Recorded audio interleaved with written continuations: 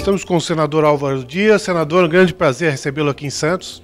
O prazer é meu estar em Santos, a convite do meu partido, Partido Verde, participando da campanha eleitoral, que é um momento muito importante para o país, numa fase de transição para o nosso futuro, em que é preciso, nessa eleição municipal, já começar a plantar algumas sementes que possam germinar a favor de um país melhor. Bem, nós tivemos o impeachment da presidente Dilma, agora com o presidente Temer efetivado até 31 de dezembro de 2018. Qual a expectativa para o governo Temer? Olha, uma tarefa difícil, um desafio monumental, porque a herança é maldita. Não há como discutir o contrário. Os números estão aí, é uma crise sem precedentes, né? O Brasil mergulhou numa crise, que aliás é uma seleção de crises, né? Crise política, crise econômica, crise moral. E o que a população sente é a inflação, é a recessão, é o desemprego. Enfim, nós estamos vendo as empresas fechando, muitas empresas. Em um ano, mais de 400 mil empresas fecharam no Brasil, no ano passado, pequenas e microempresas, não é? E é claro que isso planta desemprego, semeia desesperança. Então, o presidente assume sem a legitimidade do voto. É claro que qualquer projeto de governo exige credibilidade. Então, o primeiro projeto do presidente é conquistar credibilidade. E não é uma tarefa fácil conquistar credibilidade num mundo de desesperança como vivemos hoje, né? Então, terá que ter coragem, competência para iniciar um processo de reformas. O Brasil é um país à espera de reformas.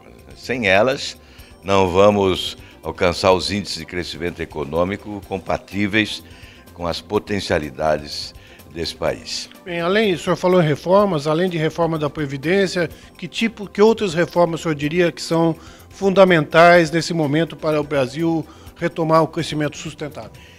Bom, a principal reforma não se escreve no papel. É a mudança da cultura política no Brasil.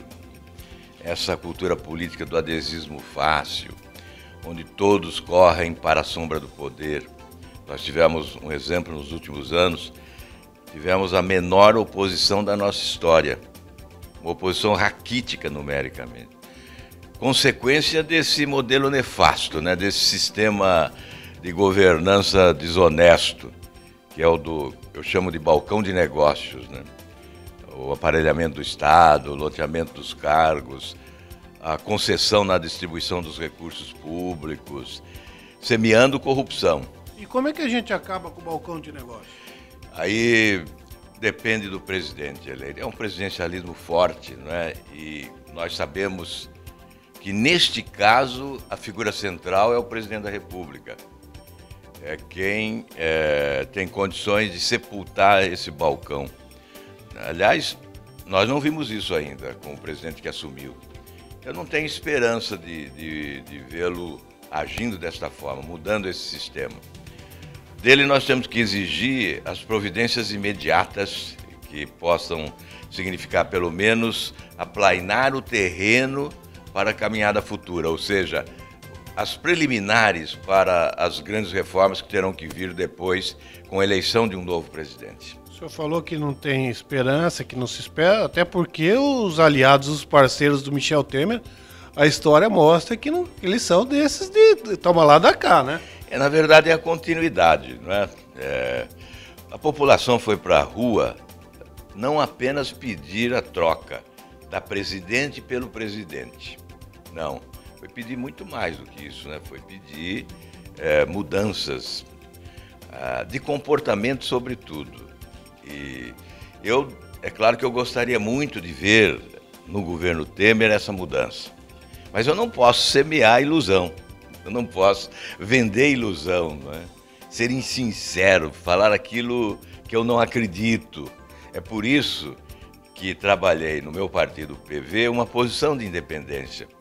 Nós não aderimos à base aliada. Quando todos correram para a sombra do poder, nós preferimos ficar à distância, embora o presidente tenha escolhido o integrante do nosso partido, o ministro do Meio Ambiente, ele escolheu por opção pessoal, não por indicação partidária. Então nós vamos agir desta forma. Vamos ficar atentos. O que o presidente fizer de bom, o que o governo apresentar de correto, vai ter o nosso integral e entusiasmado apoio. O que houver de equívoco, modestamente, com as nossas limitações, vamos apontar esses equívocos. Acho que é a contribuição que nós podemos oferecer nessa fase de transição do Brasil. Bem, o senhor falou em mudança de comportamento, mudança cultural, que é realmente o que toda a sociedade espera. Agora, retomando a questão econômica, além da reforma da Previdência, que outras reformas o senhor considera fundamentais para o país? São reformas proclamadas constantemente no discurso de todos os partidos, de todos os políticos, né, e analistas. Eu considero a reforma do sistema federativo crucial. O sistema federativo está esgarçado, né? A injustiça distributiva prevalece e há um esmagamento, principalmente das unidades federativas, dos municípios, sobretudo. Há uma concentração de recursos nos cofres da União. Então, quando se fala em reforma tributária, só se pensa em arrecadar. Ela é necessária, já que a carga tributária no Brasil impede o crescimento econômico com maior velocidade. Então há necessidade de uma reforma tributária, mas ela tem que vir acoplada à reforma do sistema federativo, porque tem que haver a distribuição correta dos recursos arrecadados. Isso não vem ocorrendo hoje. Agora, nós falamos em reforma tributária, em reforma do sistema federativo, e não podemos esquecer de uma outra reforma. Essa não está aí no prognóstico das pessoas, né? Mas é a reforma do sistema de pagamento da nossa dívida pública. Sem resolver essa questão, não há mágica capaz de oferecer solução para outros problemas que dizem respeito às finanças públicas do país. A dívida pública brasileira alcança hoje a cifra incrível de mais de 4 trilhões. E o Brasil gasta metade do que arrecada no pagamento de juros e serviços dessa monumental dívida. Neste ano, são 1,328 bilhões para pagar juros. É a metade do que nós arrecadamos. Portanto, não é possível atender a saúde, a educação, transporte, desenvolvimento, se nós gastamos a metade do que arrecadamos com... Aí o governo só pensa em aumentar impostos, mas ele não apresenta nenhuma solução de rescalonamento, de alongamento, para reduzir essa asfixia sobre as finanças públicas do país. Ele não apresenta nenhuma alternativa nova. Olha, nós gastamos muito mais do que da metade. Aliás, países que têm dívidas, como o nosso, até maiores, alguns, né, gastam menos da metade, proporcionalmente, do que nós gastamos para rolar a nossa dívida. O exemplo é a Alemanha. Então, nós não podemos resolver os problemas cruciais do povo brasileiro sem resolver essa questão central. Aí vem outras reformas, a Previdência, a reforma trabalhista, a reforma política.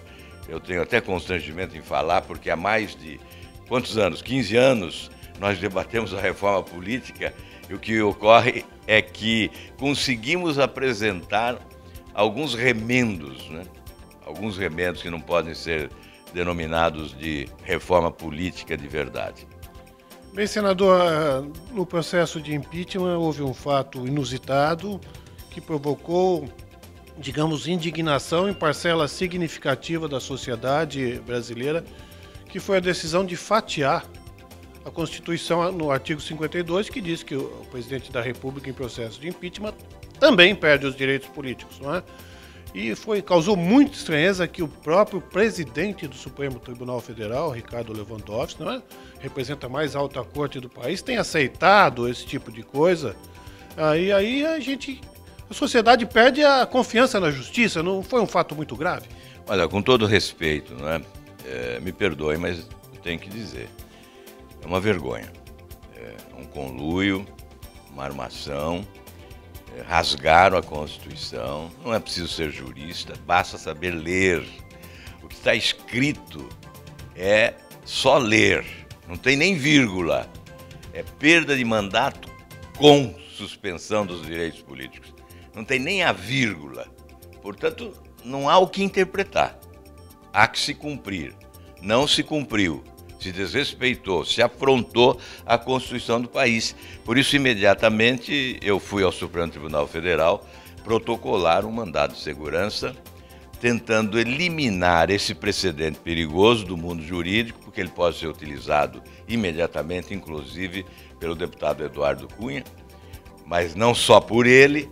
Aliás, o Delcídio Amaral disse que já vai ao Supremo requerer os seus direitos. Né? Não, o seu colega agora, Cristóvão Buarque, defendeu que o Eduardo Cunha seja cassado, mas que mantenha seus direitos políticos. Na penitenciária, né? Se possível. Se possível. Não dá para concordar com essas afirmações. Nós temos uma Constituição, não importa que o prejudicado pela Constituição, o punido, o penalizado, o condenado, seja este ou aquele, deste ou daquele partido, tenha essa ou aquela função. Há que se respeitar a Constituição. Se nós, que somos senadores, não respeitamos a Constituição, vamos exigir que quem respeite a Constituição.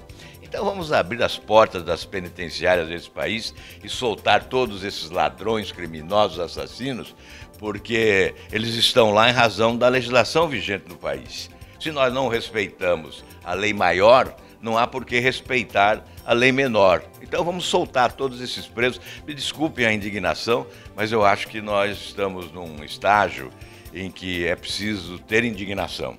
E o povo recuperou sua capacidade de indignação quando foi para as ruas, multidões, exigindo não só a substituição do presidente, mas exigindo mudanças mais radicais nesse país. Agora, o Brasil é um país estranho, né? A gente fala em punição, mas o presidente do Senado, porque não foi surpresa, a ação partindo também, ele declarando o voto a favor de que não fosse decretada a perda dos direitos políticos da Dilma, ele não foi surpresa, porque o Renan Calheiros está sendo acusado, ele é indiciado em 9 inquéritos. Ele foi absolvido, e mais 8 inquéritos envolvendo atos de corrupção e coisas do gênero, não é? Agora, o presidente do Supremo, que é a mais alta corte do país, aceitar é que ficou muito estranho. Exatamente. Eu fiz uma questão de ordem no momento e indaguei dele sobre a inconstitucionalidade daquele pedido de destaque, que no seu conteúdo é absolutamente inconstitucional. Ele fez referência, inclusive, à Lei Complementar 64, que é a Lei das Inelegibilidades, que também escreve com muita clareza, dizendo, olha, o Congresso, o Poder Legislativo, já se manifestou nessa matéria, quando aprovou a Lei das Inelegibilidades, posterior à Constituição de 88. Na Constituição, há clareza. A Lei de Inelegibilidade repete com clareza que a perda do mandato suspende os direitos políticos. Então não há o que discutir, é inconstitucional. Aí ele diz, o Senado é soberano, os senadores é que decidirão. Mas não submeteu aos senadores para decidir. Nós não decidimos sobre a inconstitucionalidade.